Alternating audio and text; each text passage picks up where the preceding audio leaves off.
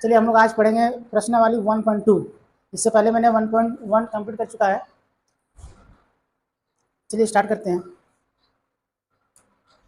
देखिए 1.1.2 का पहला क्वेश्चन है, दिए गए कथन सत्य है या असत्य है, कारण के साथ उत्तर लिखना है। ठीक है, तो आज का पहला क्वेश्चन है, प्रत्येक अपरिमेय संख्या एक वास्तविक संख्या होती है। सबसे पहले हमको जानना है कि वास्तविक संख्या क्या होता है, तब इस क्वेश्चन का हम आंसर दे पाएंगे। तो वास्तविक संख्या क्या होता है, हमने इससे पहले जितना भी नंबर सिस्टम में जितना भी छोटा छोटा पॉइंट था वो लिखाए थे।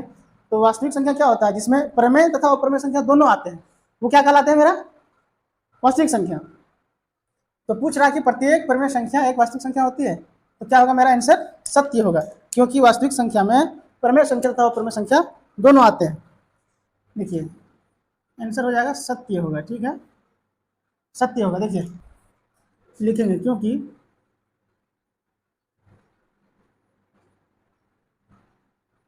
वास्तविक संख्या में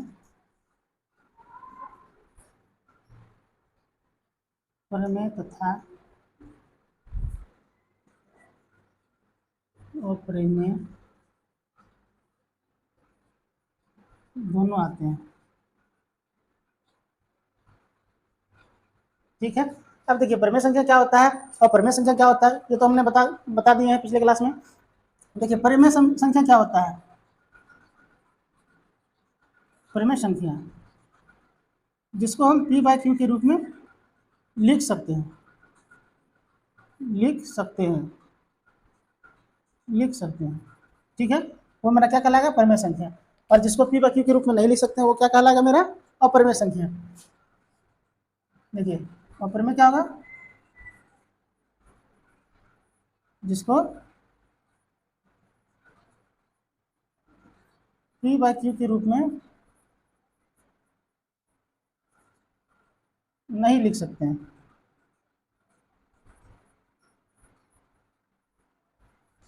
नहीं लिख सकते हैं। ठीक है, पिछला वीडियो में हमने बता दिया है, आप देख लीजिएगा। चलिए सेकंड नंबर क्वेश्चन देखते हैं। देखिए सेकंड नंबर क्वेश्चन है कि संख्या रेखा का प्रत्येक बिंदु यानी कि वर्गमूल यानी कि ये रूट एम के रूप में होता है, जहाँ क्या है एम एक प्राकृतिक संख्या है। तो क्या हो जाएगा, देखिए संख्या रेखा में क्या होता है मेरा, संख्या रेखा में मेरा दोनों प्रकार का संख्या होता है, धनात्मक भी होता है और ऋणात्मक भी होता है। तो उस वजह से ये क्या होगा, इसका स्टेटमेंट क्या हो जाएगा, असत्य हो जाएगा। देखिए ये मेरा क्या है, संख्या रेखा है, मिड पॉइंट 0, इधर क्या होता है मेरा पॉजिटिव 1 2 3, ये बढ़ते चलता है, ये -1 -2 -3। ठीक है, ये बढ़ते चलता है। क्या कहा गया है, एम क्या है प्राकृतिक संख्या है, ये तो प्राकृतिक संख्या है लेकिन ये प्राकृतिक संख्या नहीं है। ठीक है, तो ये क्या होगा असत्य होगा, ये क्या है असत्य है, क्योंकि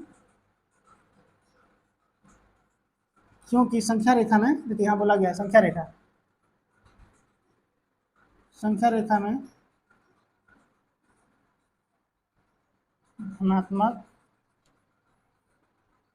तथा ऋणात्मक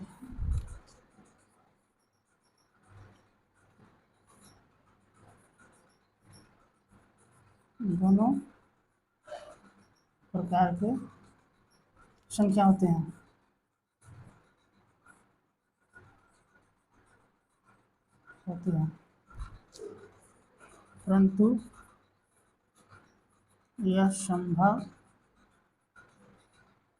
परंतु यह संभव नहीं है कि प्रत्येक बिंदु पर एक वर्गमूल हो।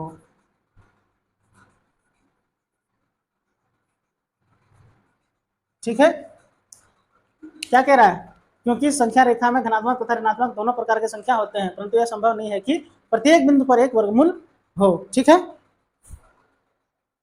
थर्ड नंबर क्वेश्चन है, कह रहा है कि प्रत्येक वास्तविक संख्या एक अपरिमेय संख्या होती है। ठीक है, अब देखिए सबसे पहले हमको जानना है कि वास्तविक संख्या क्या होता है। अब पूछ क्या रहा है कि अपरिमेय संख्या होता है।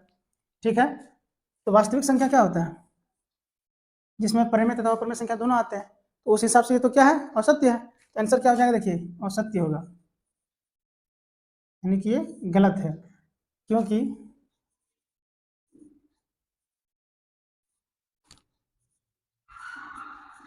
वास्तविक संख्या में परिमेय तथा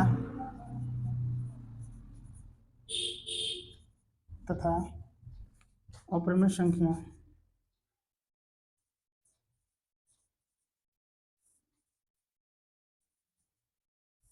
दोनों होते हैं।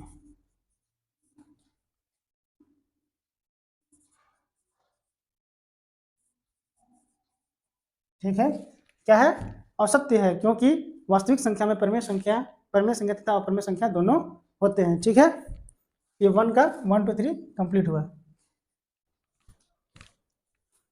देखिए क्वेश्चन संख्या 1.2 का ये 2 नंबर है। चलिए क्वेश्चन को पढ़ते हैं। पूछ रहा है क्या सभी धनात्मक पूर्णांक मतलब हो गया आपका पॉजिटिव इंटीजर यानी कि प्लस संख्या, जैसे कि 1 2 3 4 डॉट डॉट, ये क्या है? धनात्मक पूर्णांक है। ये क्या है? धनात्मक पूर्णांक है। ठीक है, आप पूछ रहे हैं क्या सभी धनात्मक पूर्णांकों के वर्गमूल, अब जैसे कि वर्गमूल है 9 का वर्गमूल, जैसे 16 का वर्गमूल, जैसे 25 का वर्गमूल, ठीक है, वर्गमूल अपरिमेय होते हैं? यदि नहीं, अगर नहीं होता है तो एक ऐसी परिमेय संख्या का उदाहरण लीजिए जो एक परिमेय संख्या हो। ठीक है, तो क्या हो जाएगा? आंसर हो जाएगा नहीं। अब देखिए क्यों नहीं होगा। देखिए √9 का क्या होता है? 3 होता है। √16 का वर्गमूल कितना होता है? 4 होता है। 25 का वर्गमूल कितना होता है? 5 होता है। अब देखिए मान लीजिए √3 ले लेते हैं, तो ये क्या होगा? नॉन रिपीटेड होगा, यानी कि 1 पॉइंट कुछ समथिंग आएगा। तो ये क्या है मेरा? √3 क्या है? अपरिमेय संख्या है। √2 क्या है मेरा? अपरिमेय संख्या है। लेकिन ये क्या है सब मेरा? परिमेय संख्या है। तो पूछ रहा है क्या सभी धनात्मक पूर्णांकों का वर्गमूल अपरिमेय संख्या होते हैं? तो नहीं। देखिए ये सबका अपरिमेय नहीं है, ये क्या है? परिमेय है। लेकिन ये सब दोनों क्या है? अपरिमेय है। ठीक है, तो आंसर क्या हो जाएगा?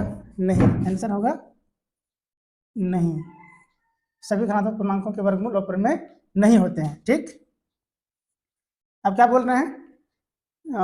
एक ऐसी संख्या के वर्गमूल का उदाहरण लीजिए जो एक परिमेय संख्या है। तो उदाहरण ले लेते हैं। उदाहरण के तौर पर हम देखिए यहाँ पे देखिए √9 है, तो इसका वर्गमूल कितना होता है?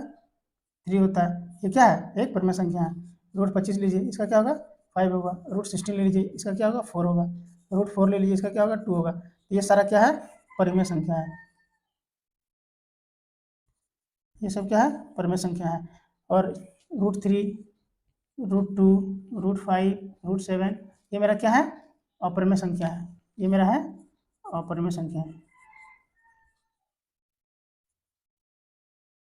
तो क्या सभी रूट अपरिमेय संख्या है? नहीं।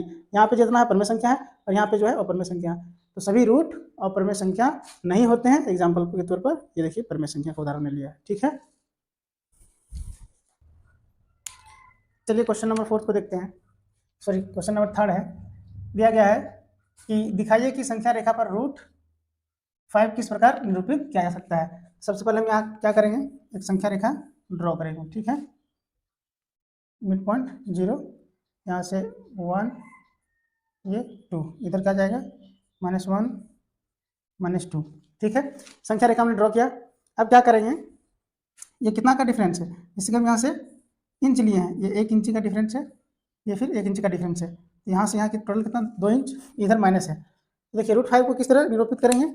सबसे पहले क्या करेंगे? यहाँ से इस पॉइंट से हम क्या करेंगे? चांद रखेंगे और चांद की सहायता से हम यहाँ क्या करेंगे? यानी कि 90 डिग्री ड्रॉ करेंगे। कितना? 90 डिग्री।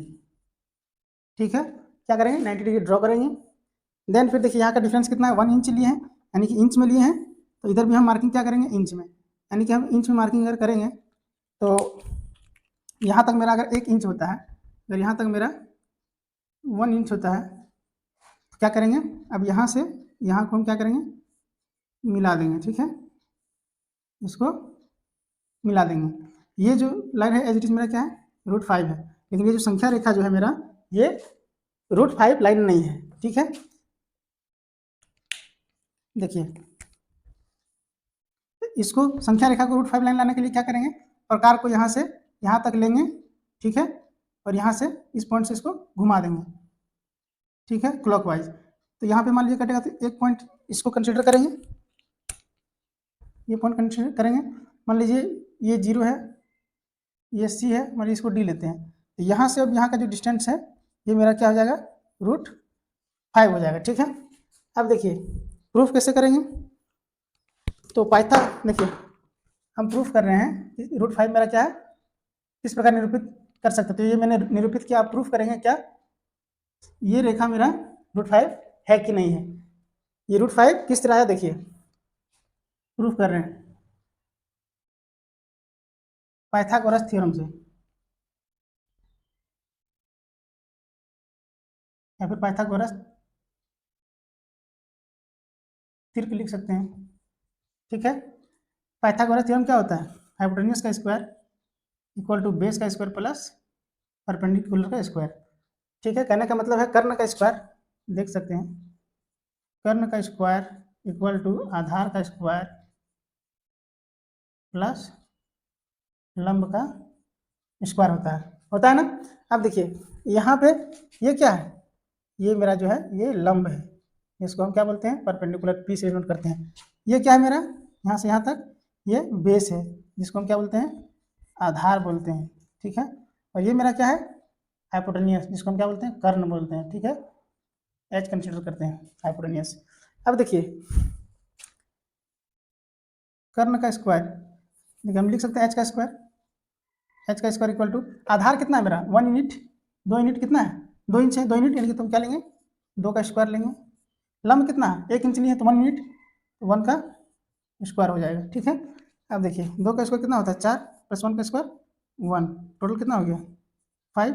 तो एच स्क्वायर है तो एच इक्वल टू करेंगे तो क्या होगा √5, तो हाइपोटेन्यूज मेरा √5 आ गया, तो ये हो गया मेरा प्रूफ। और इस तरह से हम √5 को निरूपित कर सकते हैं संख्या रेखा में। ठीक है, चलिए आज की क्लास को समाप्त करते हैं।